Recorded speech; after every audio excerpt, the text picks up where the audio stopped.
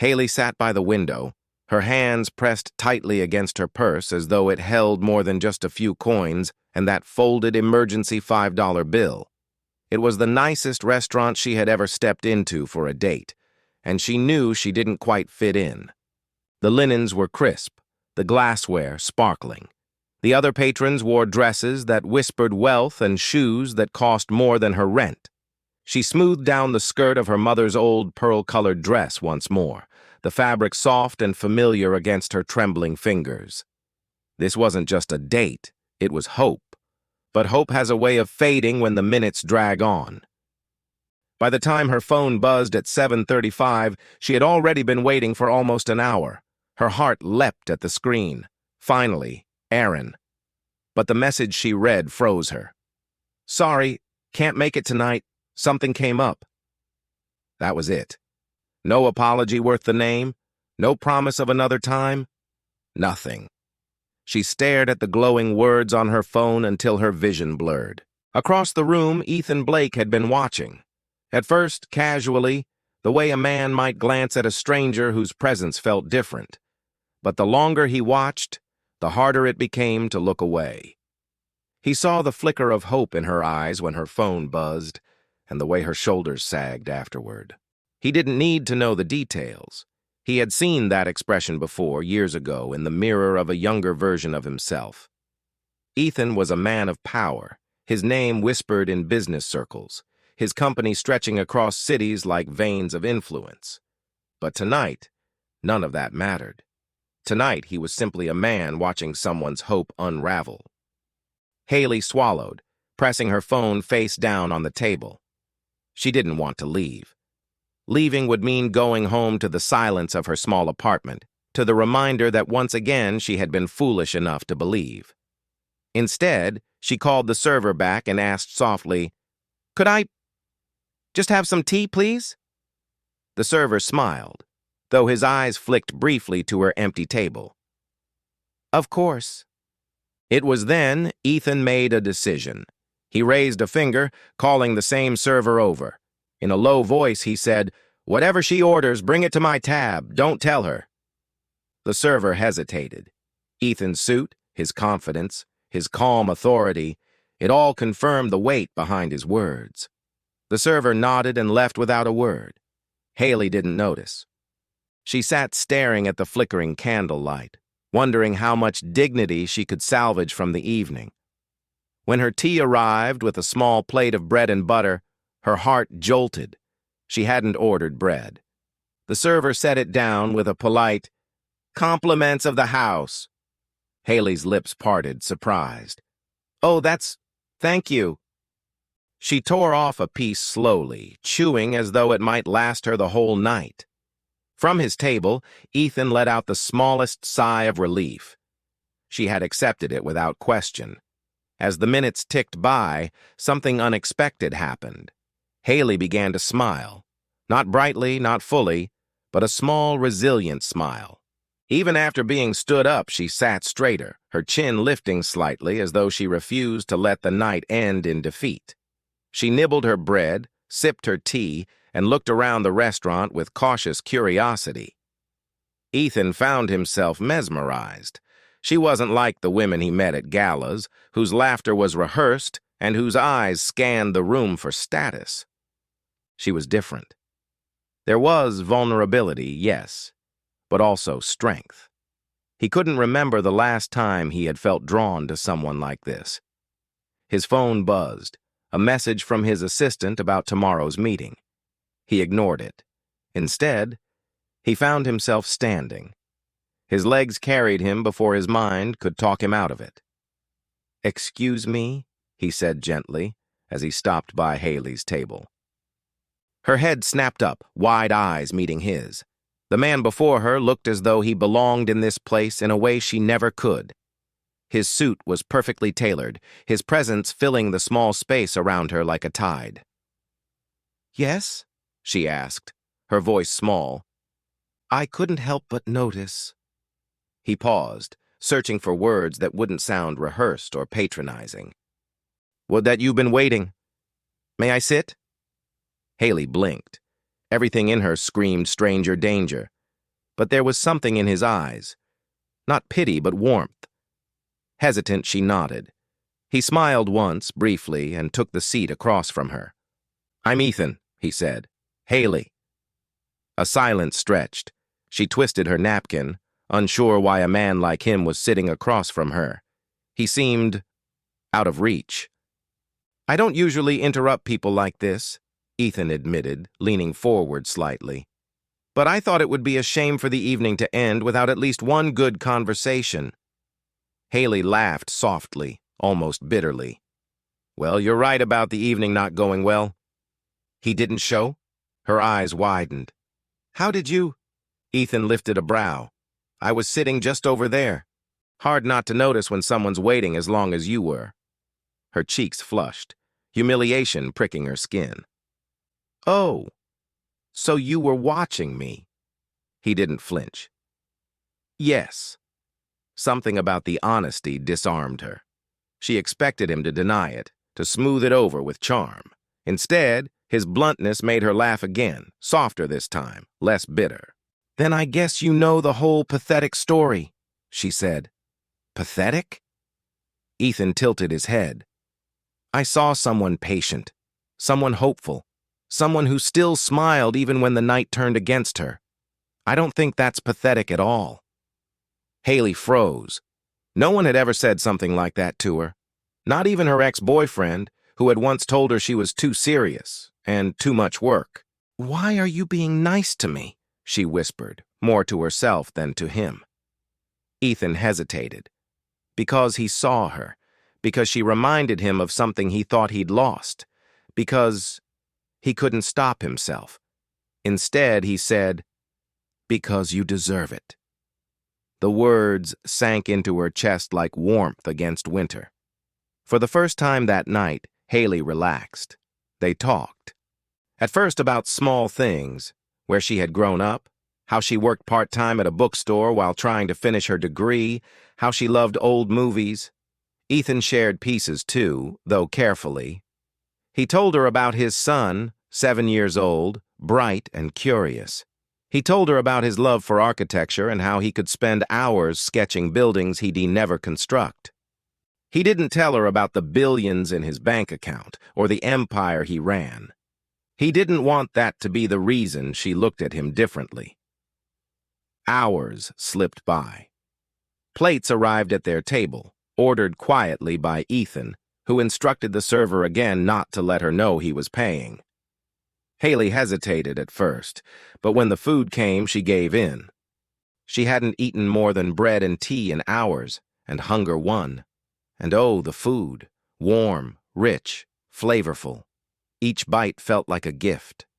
She tried to eat slowly, but Ethan's gentle smile made her laugh and relax. And soon she was eating like someone who had starved herself of more than just meals.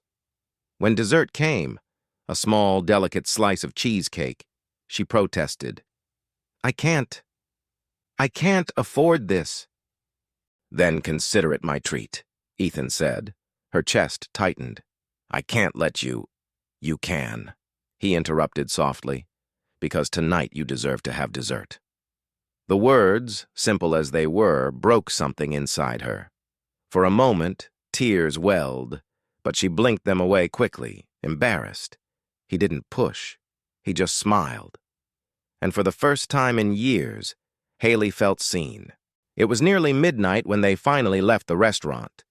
Outside, the city air was cool, the streets glistening faintly from an earlier drizzle.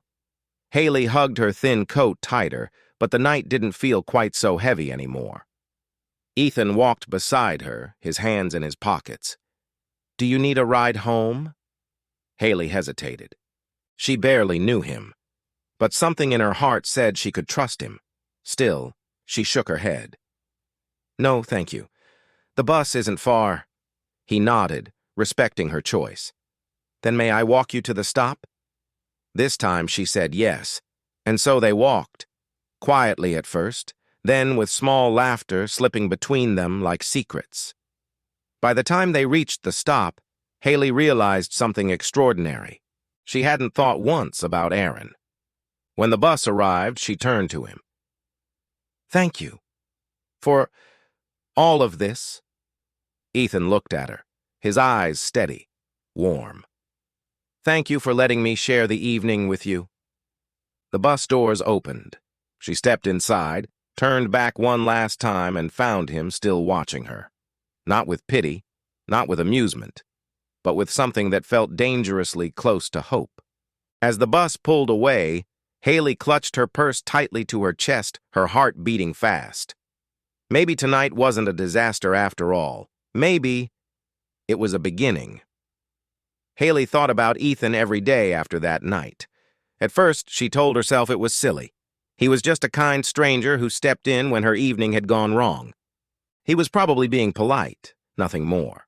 Men like him didn't look twice at women like her. But then her phone buzzed. A message. Haley, it's Ethan. I hope this isn't too forward, but I'd like to see you again. Coffee? No pressure. She stared at the screen, her heart racing. She had almost convinced herself she'd never hear from him. Her thumb hovered before she typed a reply. I'd like that. And so it began. Their second meeting was nothing like the first. No candlelight, no fancy linens. Just a small coffee shop near her bookstore job, the kind of place where the smell of roasted beans clung to your sweater and soft jazz hummed through the speakers. Ethan arrived before her, dressed in a simple navy sweater instead of a suit. He looked younger this way, more approachable. Haley noticed the way people glanced at him, though.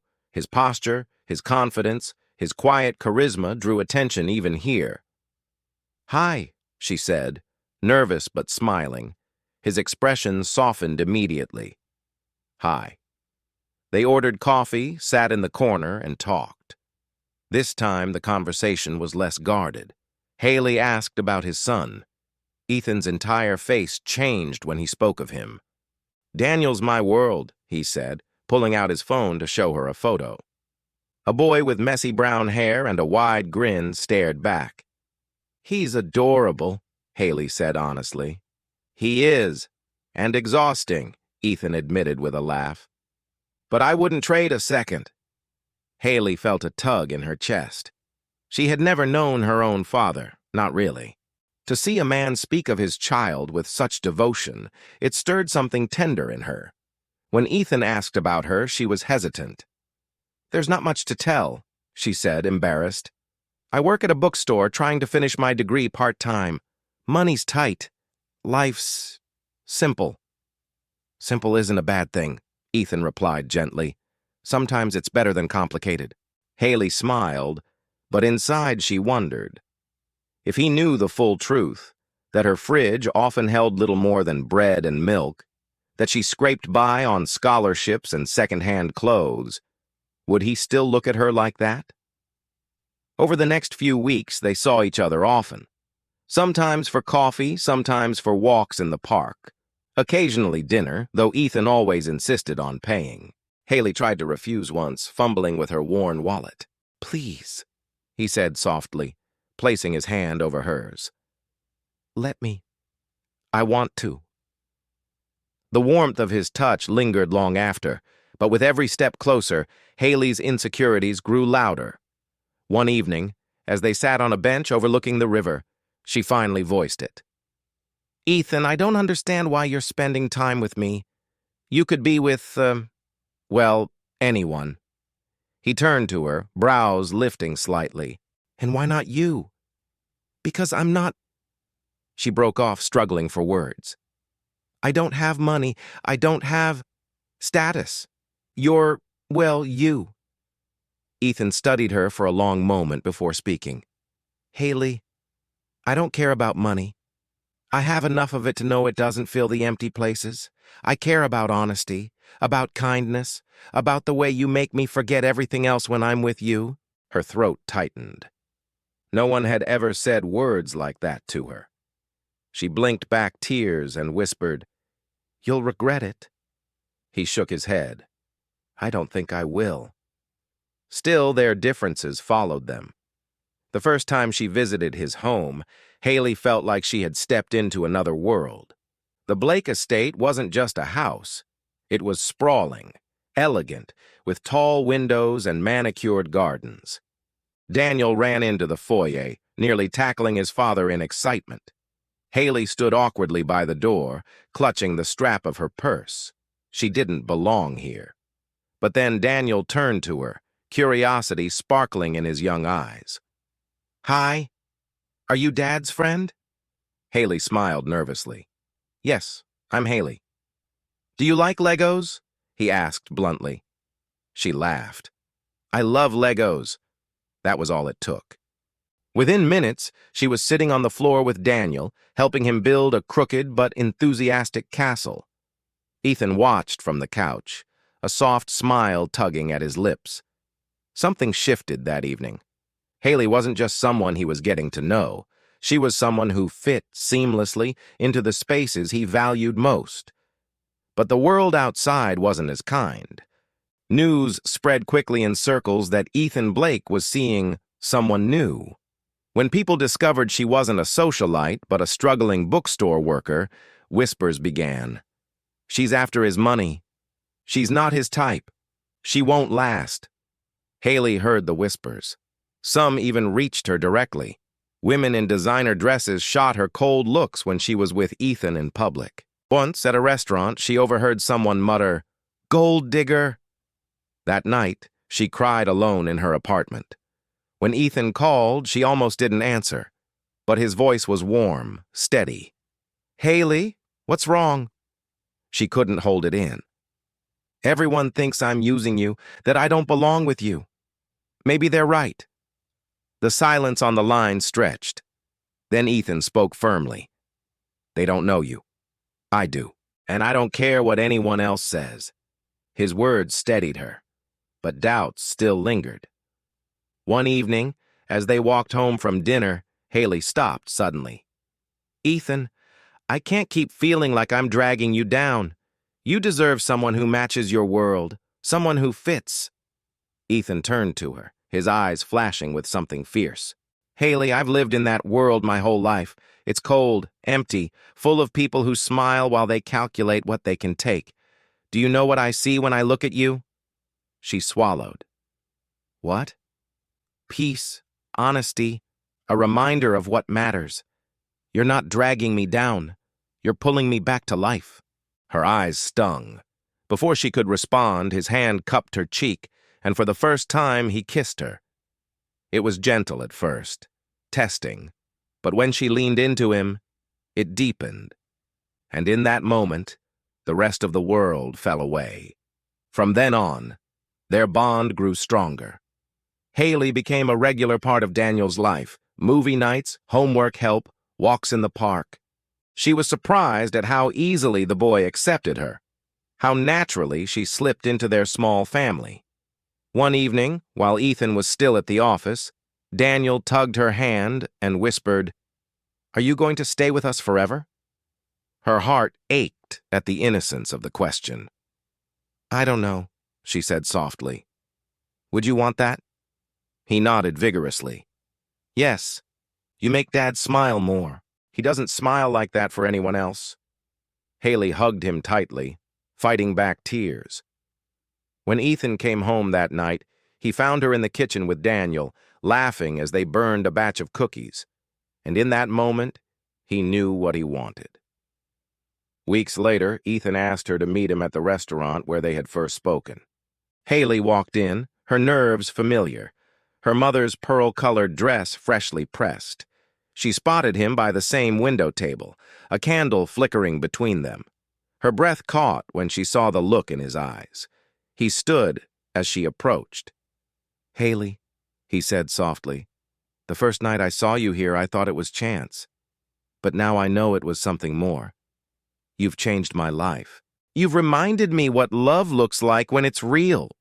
Her heart pounded. "Ethan." He pulled a small velvet box from his pocket and opened it.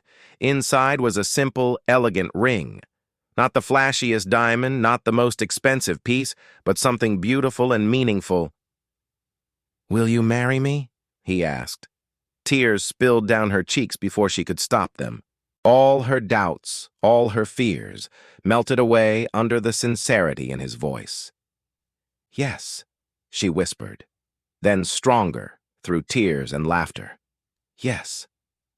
Ethan slipped the ring onto her finger and kissed her, the restaurant fading into silence around them. For the first time in her life, Haley felt certain. Certain that she belonged. Certain that love didn't depend on money or status. And as Ethan held her hand, his son running toward them with joy, she realized something extraordinary. She hadn't needed dessert that night to make her evening sweet. She had needed this, a man who saw her, truly saw her, and chose her anyway.